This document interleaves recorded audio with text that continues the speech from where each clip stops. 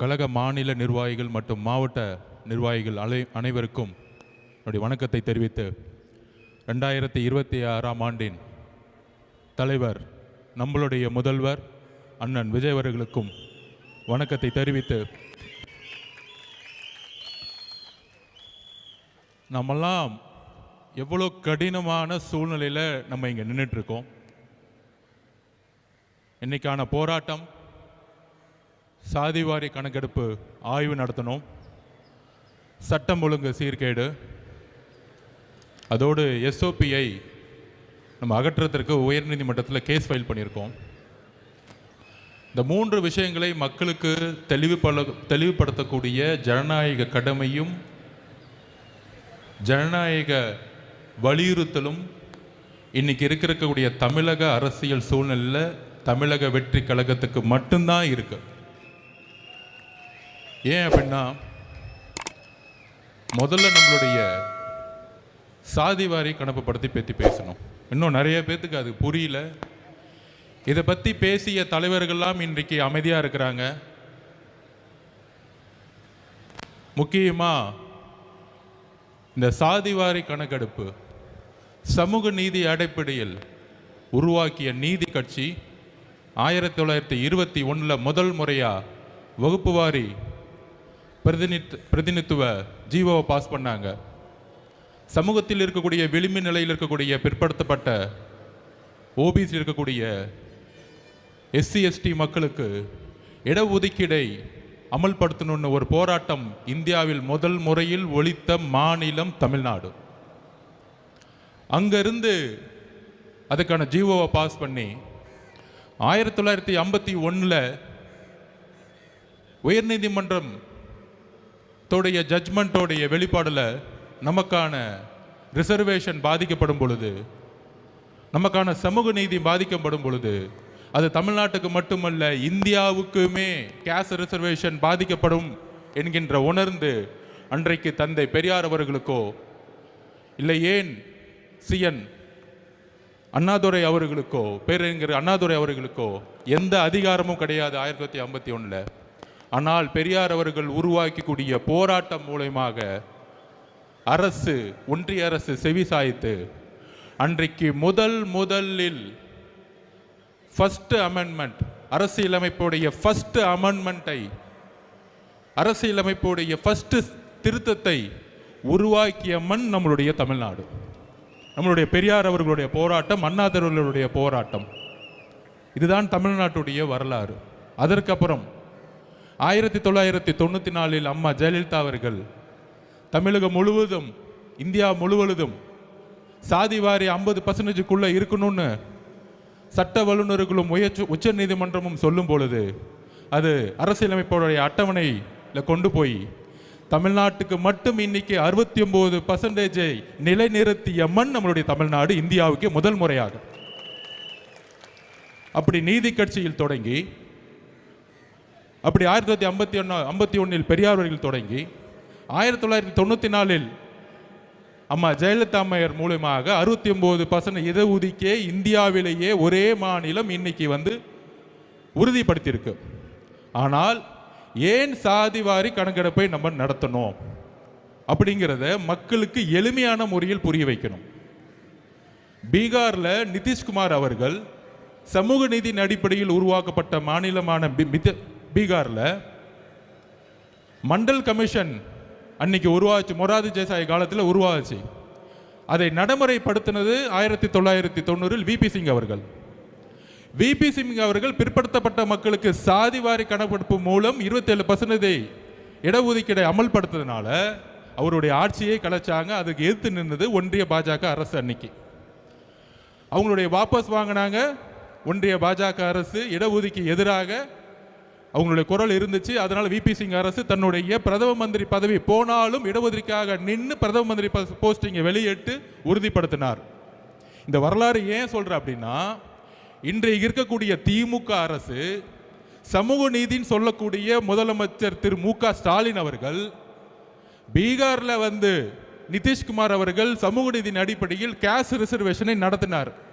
ஏன் நடத்தினார் அப்படின்னா, அங்கு இருக்கக்கூடிய அனைத்து தரப்பட்ட மக்களும் எஸ்சி மக்கள், எஸ்டி மக்கள், பிசி மக்கள், ஓபிசி மக்கள், எம்பிசி மக்கள், எல்லா மக்களுடைய தற்சமயம் கணக்கு என்ன? 1931 தான் கடைசியில் எடுத்த சர்வே, பிரிட்டிஷ்காரங்க எடுத்தாங்க. அப்போ அவர் ஒரு சேலஞ்சு பண்ணி சமூக நீதி அடிப்படையில் நம்ம ஒரு கணக்கெடுப்பு நடத்தணும். அந்த கணக்கெடுப்பு நடத்தும் பொழுது எந்தெந்த சாதி மக்களுடைய உண்மையான கணக்கெடுப்பு என்ன, அந்த கணக்கெடுப்பை நடத்தி அரசு தன்னுடைய திட்டங்களை எங்கெல்லாம் ஏழ்மையின் விளிம்பு நிலையில் இருக்கக்கூடிய மக்கள் இருக்காங்களோ அங்க போய் கொண்டு போய் சேர்க்கணும்னு நினைச்சவர் தான் நிதிஷ்குமார் அவர்கள். இவர் தான் உண்மையான முதலமைச்சர். அவரை ஃபாலோ பண்ணி நம்மளுடைய பக்கத்து மாநில கர்நாடகாவில் இருக்கக்கூடிய உண்மையான சமூக நீதி காவலர் இருக்கக்கூடிய திரு சீதாராமையா அவர்கள் கணக்காய்வு நடத்தினார். அதுக்கப்புறம் தெலுங்கானா ஒரு புதிய முதலமைச்சர் முதல் முறையில் ஆயிருக்கிறார் ரேவந்த் ரெட்டி அவர்கள். அவரும் கணக்கெடுப்பை நடத்தி இன்றைக்கு அதுக்கான கமிஷனை போட்டு தன்னுடைய அரசினுடைய திட்டங்கள் சரியாக கரெக்டாக கணக்கெடுப்பு நடத்தி திட்டங்களை அந்த ரிசர்வேஷன் மூலியமாக எங்கெல்லாம் ஏழ்மை இருக்கோ, எங்கெல்லாம் வறுமை இருக்கோ, எங்கெல்லாம் தீண்டாமை இருக்கோ அதற்கு எதிராக அரசினுடைய ஒட்டுமொத்த திட்டங்களையும் கொண்டு போய் சேர்த்திருக்கிறார். காங்கிரஸ் ஆளக்கூடிய மாநிலங்கள், எதிர்கட்சியாக இருக்கக்கூடிய நிதிஷ்குமார் ஆளக்கூடிய மாநிலங்கள், இங்கெல்லாம் ஒரு சாதிவாரி கணக்கெடுப்பு நடத்தும் பொழுது சமூக நீதியின் அடிப்படையில் உருவான திமுக, அண்ணாதுரை ஒரே ஒரு விஷயத்துக்காக இந்த திமுக உருவாக்கினார், சமூக நீதியின் அடிப்படையில் உருவாக்கின திமுக அதோடைய வழித்தொண்டில் வந்த கலைஞருடைய மகனாக இருக்கக்கூடிய திரு மு.க. ஸ்டாலின் அவர்களுக்கு சாதிவாரி கணக்கெடுப்புனால என்னன்னே தெரியல. மக்கள் தொகை கணக்கெடுப்பையும் சாதிவாரி கணக்கெடுப்பையும் குழப்பி சட்டசபையில் பேசுறாரு. இது ஒன்றிய பாஜக அரசு தான் நடத்தணும். ஒன்றிய பாஜக அரசு தான் நடத்தணும்னா எப்படி கர்நாடகாவில் சீதாராமையா நடத்தினார், எப்படி நிதிஷ்குமார் நடத்தினார், எப்படி தெலுங்கானால சிஎம் நடத்தினார், மம்தா பானர்ஜி வெஸ்ட் பெங்கால எப்படி நடத்திட்டு இருக்காங்க? இதற்கு முதலமைச்சர் பிரஸ் மீட்டை வச்சு தயவு செஞ்சு பத்திரிகையாளர் கேள்வி கேளுங்க. அவர் வரமாட்டாருன்னா அவர் புள்ள உதயநிதிட்ட கேளுங்க.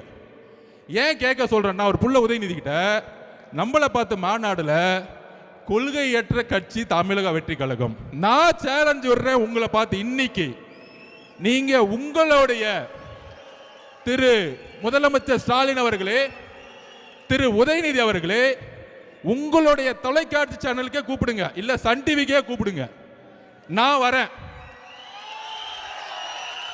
உங்களுடைய மகன் அடுத்த முதலமைச்சர் சொல்றீங்களே, உங்களுடைய மகன் சமூக நீதினா என்ன, சாதிவாரி கணக்கெடுப்புனா என்ன, நெருமொழி கொள்கைனா என்ன, ஒவ்வொரு கொள்கையும் நாங்க வந்து பேசுறோம். நான் தனிப்பட்ட முறையில் வரேன். ஒரு விவாதம் நடத்துறதுக்கு உதயநிதிக்கு தகுதி இருக்கா? தகுதி இருந்தால் நான் இந்த சேலஞ்சுக்கு ரெடி. இது தமிழக வெற்றி கழகம் சார்பாக ஆதவர்ஜுனோ உதயநிதியும் நாம களத்துக்கு நான் பேசி கொடுக்க ரெடி. அப்படி ரெடி இல்லைன்னா தமிழக வெற்றி கழகத்தை பார்த்து கொள்கை தெரியாத ஒரு கட்சின்னு சொல்லாதீங்க. இன்னையோட பயந்துட்டு வீட்டை விட்டு வெளியே வராதீங்க.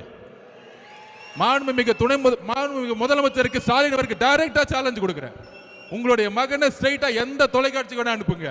கொள்கை ரீதியான எல்லா கேள்விகளுக்கும் அவர் என்ன வேணா என்ன பார்த்து கேட்கட்டும், நான் என்ன வேணா கேட்கிறேன். தைரியம் இருந்தா பதில் சொல்லட்டும்.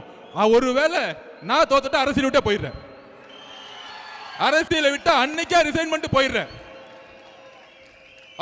அப்படி தைரியம் இல்லைன்னா மாண்புமிகு உதயநிதி அவர்களே, தயவு செஞ்சு மேடையில் என் கட்சியை பத்தியே பேசாதீங்க, கொள்கை தெரியலன்னு. இதுதான் எதற்கு சாதிவாரி கணக்கெடுப்பை நம்ம நடத்துறோம் அப்படின்னா, தமிழக அரசில் உருவாக்கக்கூடிய திட்டங்கள் 4 லட்சம் கோடி ரூபாய் பட்ஜெட் போறாங்க பாருங்க. இந்த சாதிவாரி கணக்கெடுப்பு நடத்தும் போது தான் இன்னைக்கு எஸ்சி எஸ்டி மக்களுடைய கணக்கெடுப்பு அதிகமாக இருக்கு. இன்னைக்கு கிட்டத்தட்ட 27% மேல அதிகமாக இருக்கிறாங்க. அதே மாதிரி பிசி மக்கள், ஓபிசி மக்கள், எம்பிசி மக்களுடைய கணக்கெடுப்பு என்னன்னு நமக்கு தெரியணும். தெரிந்தால் மட்டும்தான் திட்டங்கள், அரசினுடைய திட்டங்கள் கரெக்டாக கொண்டு போய் சேர்த்து இங்க ஏழ்மையை ஒழிக்க முடியும். ப்ரொஃபஷனல் எஜுகேஷன் எங்கெல்லாம் கம்மியா இருக்கோ அங்க கொண்டு போய் சேர்க்க முடியும். இதுக்கு தான் சாதிவாரி கணக்கெடுப்பு நடத்தணும்னு நம்ம எளிமையா மக்கள்கிட்ட நம்ம கேட்கிறோம். நம்பர் 1. இப்ப புரிஞ்சிச்சுன்னு நினைக்கிறேன். முடிஞ்சா புரியலன்னா மாண்புமிகு முதலமைச்சருக்கு நான் தனிப்பட்ட முறையிலேயோ எங்க கட்சியிலேருந்து வந்து நாங்கள் பேசுறது கூட ரெடியா இருக்கிறோம். ஏன் சாதி வாரி கணக்கெடுப்பு நடத்தணும்? அது புரியாது இல்ல, மக்களை ஏமாத்துறது. அவருக்கு தெரிஞ்சதெல்லாம் ஒண்ணு தான். நம்ம அண்ணன் சொன்ன மாதிரி SST Stalin sir tax 30% commission அடிக்க மட்டும்தான் ஸ்டாலின் சார் ஐயா அவருக்கு தெரியும். வேற ஒண்ணுமே தெரியாது. பட்ஜெட்ல 30% அடிச்சு 1.5 லட்சம் கோடி ரூபாய் எப்படி அடிக்கிறது மட்டும்தான் அவங்களுடைய குறிக்கோள். அப்ப இன்னைக்கு அடுத்த பிரச்சனை என்ன? நம்ம குரல் கொடுக்கிறோம், சட்டம் ஒழுங்குடைய பிரச்சனை. சட்டம் ஒழுங்கோட பிரச்சனை என்ன? இன்னைக்கு நம்ம வரும்போது நம்ம அண்ணன் கிட்ட இருந்து அறிக்கை ஒன்று வந்திருக்கும். இந்த ஒரு வாரத்தில், அதாவது டெல்லியில ஒரே ஒரு பெண் நம்மளுடைய சகோதரி நிர்பயா அவர்களை கற்பழிக்கப்படும் பொழுது ஒட்டுமொத்த டெல்லியும் தூக்கி எறிஞ்சிச்சு. அன்னைக்கு ஒரு முதலமைச்சர் இருந்தாங்க, உமன் முதலமைச்சர் தான். அப்போ கெஜ்ரிவால்னு ஒருத்தர் வந்து நாமினேஷன் பண்ணும்போது இதுக்காக பயங்கரமாக குரல் கொடுத்தார். நாமினேஷன் பண்ணும்போது ஆம் ஆத்மி கட்சியை பார்த்து இவங்கெல்லாம் ஜெயிப்பாங்களா, இவங்களுக்கெல்லாம் பூத்து இருக்கா, இவங்கெல்லாம் சின்ன பசங்களாச்சு இப்படின்னு சிரிச்சாங்க. எப்போ 15 வருஷமாக முதலமைச்சராக இருந்தவங்க. அதே மாதிரி ஒரே ஒரு ரேப்பு ஒட்டுமொத்த அரசியும் தூக்கி எறிஞ்சிச்சு. இன்னைக்கு ஒரு ரேப்பாக நடக்குது. 2 வயசு குழந்தைய யாராச்சும் பாலியல் பலாத்காரம் பண்ணணும் ஒரு சிந்தனை வருமா? எவ்வளோ பெரிய மனசு வழியில் நம்ம இருக்கிறோம், என்ன சமூகத்தை உருவாக்கிட்டு இருக்கோம். அதை செஞ்சது திமுக காரன்னு சொல்லி உக்காந்துட்டு இருக்காங்க. அக்கா கனிமொழி அக்கா இன்னும் வீட்டை விட்டு வெளியே வரல அது பிரச்சனை கேட்கறதுக்கு. அதுக்கப்புறம் உதயநிதி அவர்கள் வரல, முதலமைச்சர் ஸ்டாலின் அவர்கள் அது பத்தியே பேசல.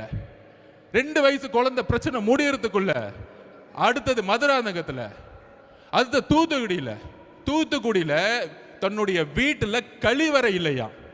இதுதான் தமிழ்நாடு முன்னேறிய மாநிலமா? இதுதான் திராவிட 2.0வா? ஒரு கழிவறை இல்லாத ஒரு கிராமத்தை உருவாக்கிய ஒரு முட்டாள் முதலமைச்சர். இதுக்கு மேல சொல்றதுக்கு கோபமான வார்த்தைகள் எனக்கு இல்ல கிடையாது. இதுக்கு மேல ஒரு முதலமைச்சர் இதை பத்தி பேச கொடுக்க வாய் வரலன்னா ஒரு பெண் குழந்தையை பெற்று வச்சிருக்காரு.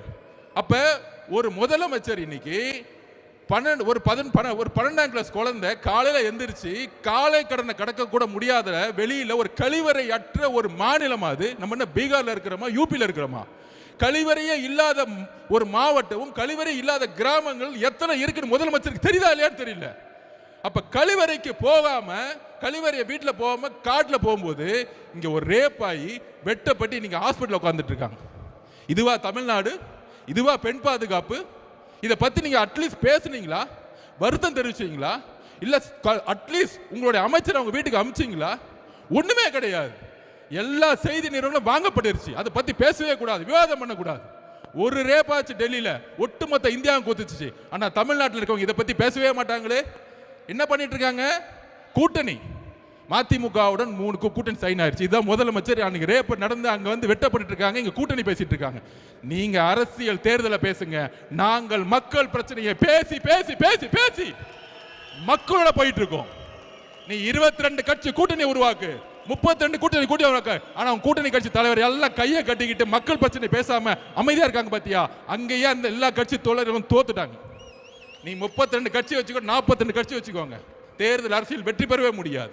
மக்கள் பிரச்சனைகளை பேசாத தலைவர்கள் மக்களால் தூக்கி எறிந்த வரலாறு தான் தமிழ்நாடு.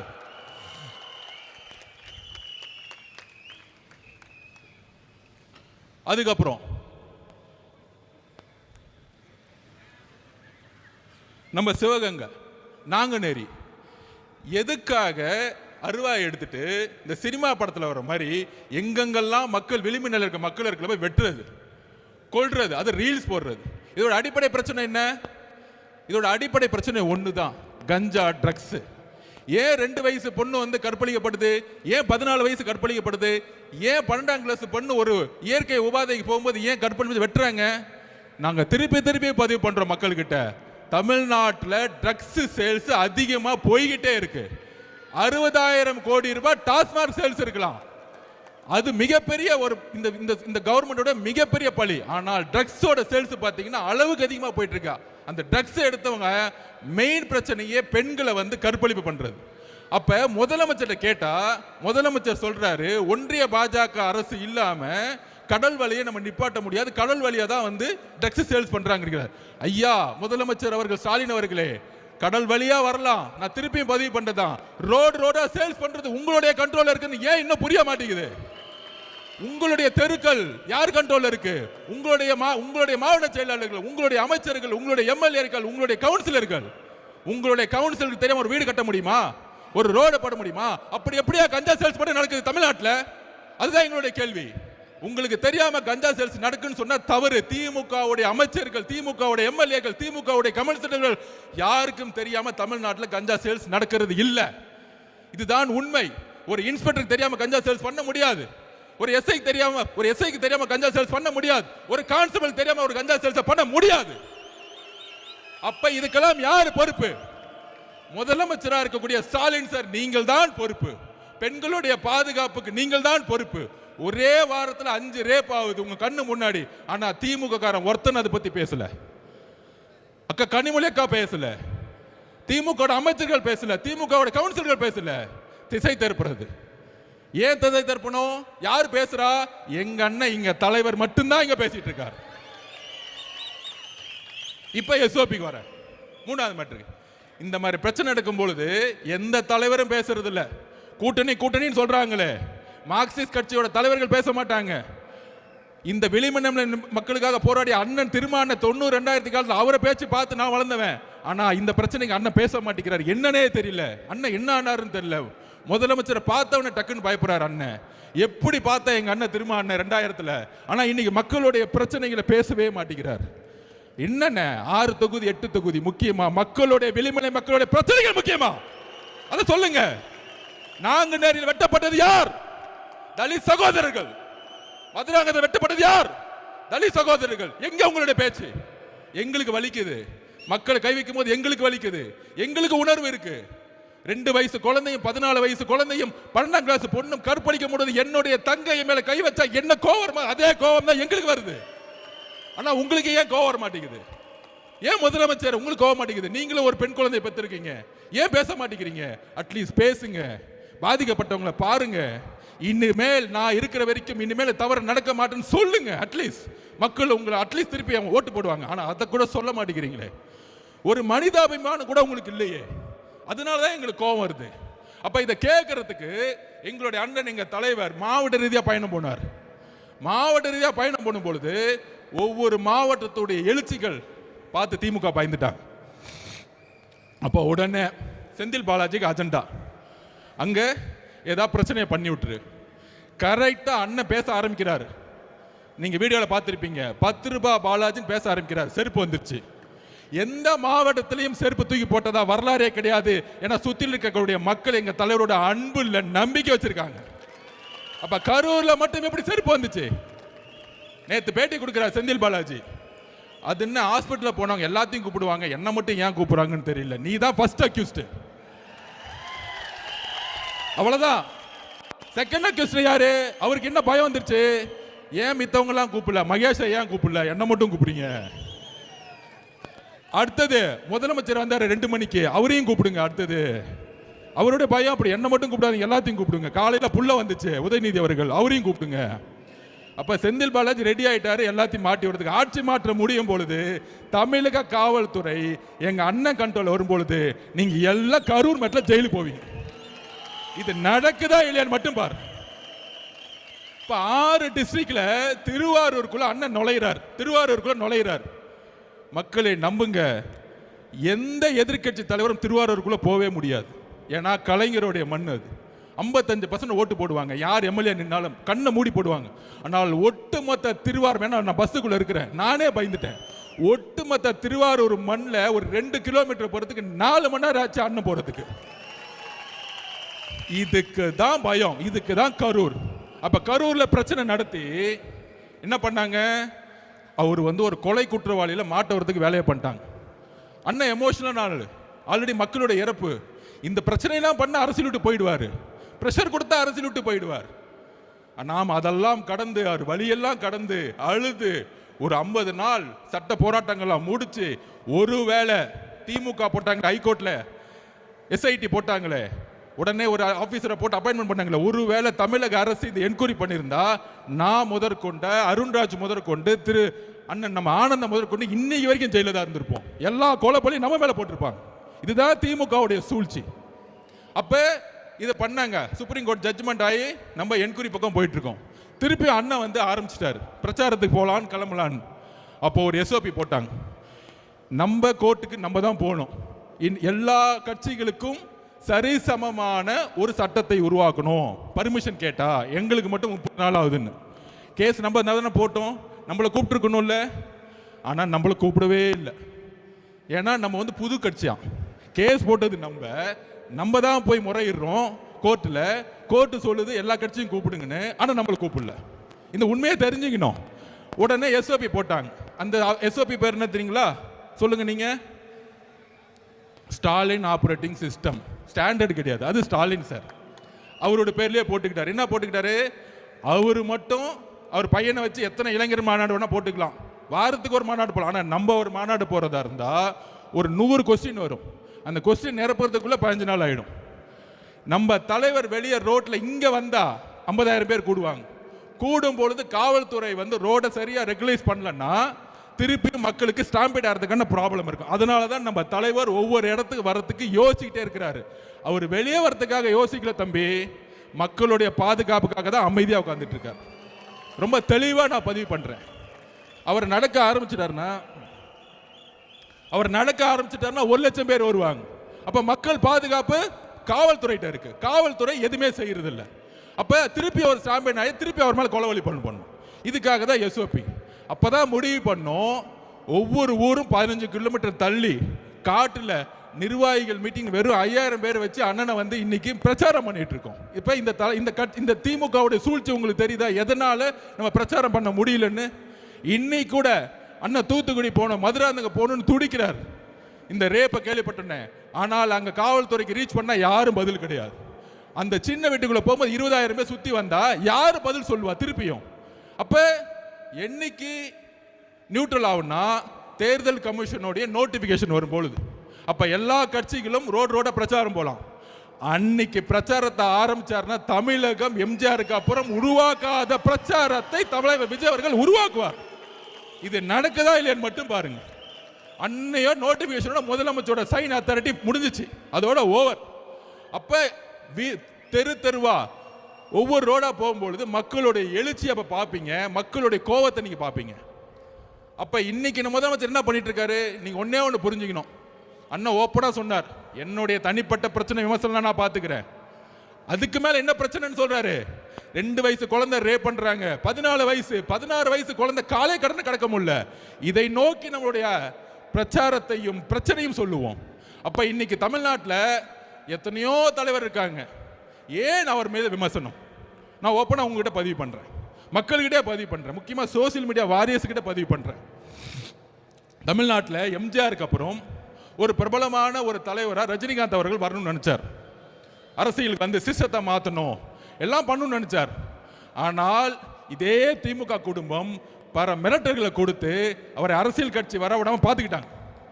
இன்னைக்கு என்ன ஆனார்? அவரு கடைசியில் ரெட் ஜெயின் பிக்சர்லயே நடிக்க போயிட்டார். அவர் மேல விமர்சனம் கிடையாது. அந்த வலிமை, மன வலிமை நம்ம தலைவர்கிட்ட இருக்கு. நான் பதிவு பண்றேன். நீ என்ன வேணா பண்ணுங்க, என் மக்களை கொன்ன, வீட்டை விட்டு வெளியே வந்துட்டேன், என்ன தனிப்பட்ட முறையில் விமர்சனம் பண்ற, அதுக்கெல்லாம் நான் பதில் கொடுக்கல. நீ பதில் கொடுத்துட்டு என்ன திட்டிட்டே இருக்கும் பொழுது மகளிர் தினத்தன்னைக்கு 12 ப்ராமிஸ் கொடுத்து என்னுடைய பெண்களுக்கு என்ன பண்ணணும்னு சொன்னவர் எங்க தலைவர். வீட்டில் உட்காரல பயந்துட்டு. அப்ப எதை நோக்கி நம்ம தலைவர் போறார்? தமிழ்நாட்டில் ஒரு மாற்றம் உருவாகணும். மாற்றம் உருவாகணும் சொன்ன தலைவர்லாம் என்ன ஆனாங்க? நான் ஒவ்வொன்றா சொல்றேன்.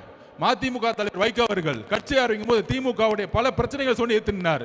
இன்னைக்கு 4 சீட்டு, அதுலயும் 3 சீட்டு உதயசூரியனா, 1 சீட்டு அவங்களோட சொந்த சிம்பிளா. இது என்ன கூட்டணி நமக்கு ஒன்றும் புரியவே இல்லை. இன்னைக்கு அண்ணன் திருமா அண்ணன் திமுக கடுமையா 2014 பிரச்சாரம் பண்ணார், அவராலேயே முடியல. கடைசியில் அங்க கூட்டணி. இது மாதிரி எல்லா தலைவர்களும் இன்க்ளூடிங் அண்ணன் கமலஹாசன் அண்ணன் கட்சி ஆரம்பிச்சு டிவி எல்லாம் உடைச்சாரு. ஆனால் அவராலே முடியல. நம்ம அவரை வந்து நம்ம சிறுமைப்படுத்தல. திருப்பியும் திமுக சேர்ந்து ரெட் ஜெயின் படத்தில் நடிக்க ஆரம்பிச்சிட்டார். அப்ப எல்லாரும் ஓபிஎஸ் அண்ணன் முதலமைச்சரா இருந்தவர், அம்மா கூட விசுவாசி முதலமைச்சரா இருந்தவர், 3 தட்டி முதலமைச்சரா இருந்தவர். இன்னைக்கு ஸ்டாலின் சார் சேர்ந்துட்டார். அப்ப அவங்களுடைய பணபலத்தை பாருங்க. எல்லாரையும் விலை கொடுத்து வாங்கலாம், எல்லாரையும் மிரட்டலாம். ஆனால் தமிழகத்தில் மிரட்ட முடியாத, விலை கொடுத்து வாங்க முடியாத அன்காம்ப்ரமைஸ் தலைவர் ஒருத்தர்னா எங்களுடைய தலைவர் விஜய் அவர்கள் மட்டும்தான். உடனே கூட்டணி பத்தி 2 நாளா பேசிட்டு இருக்காங்க. அப்படி ஆயிடுமா, அப்படி ஆயிடுமா, இப்படி ஆயிடுமான்னு.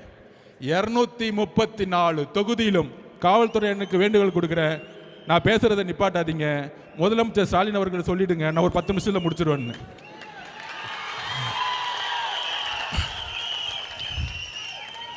கவலைப்படாதீங்க, பார்த்துக்கோ. இன்னும் 60 நாள் காவல்துறை நம்ம பக்கம் வந்துடும்.